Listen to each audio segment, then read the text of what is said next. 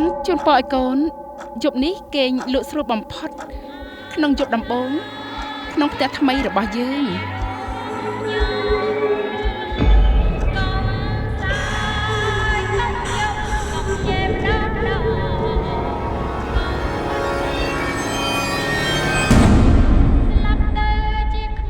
ម៉ា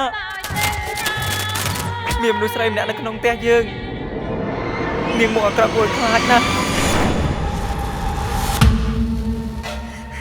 គ្មានទេលោកខើសជឿម៉ាក់ណាកូនគ្រាន់តែយល់សប្តិអាក្រក់តែប៉ុណ្ណោះអត់ទេម៉ាមុននេះខ្ញុំមិនតង់គេនោះទេ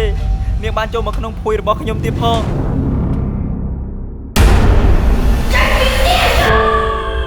កូនស្រីគ្រប់យ៉ាងមើលទៅដូចល្អតែម៉ែបែរជាមានអារម្មណ៍ថាកូនម៉ែដូចជាគ្មានក្តីសុខសោះដូចជាមានរឿងលាក់បាំងនឹងម៉ែអូយប្តីប្រតាក់មែនតើកូនមានរឿងអីមែនទេវិញ្ញាណរបស់នាងពិតជាសាហាវណាស់រាល់ពេលដែលមេឃងងឹតមកដល់ខ្ញុំមិនអាចគេចពីនាងបានទេ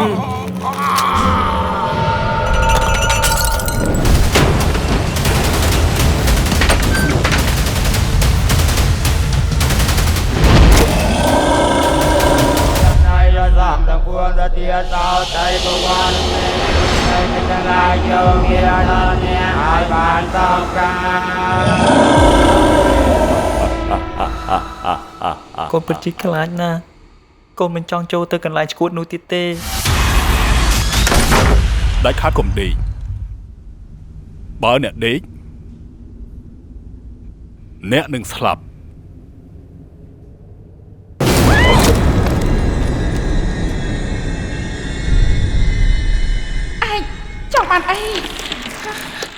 ចង់បានអី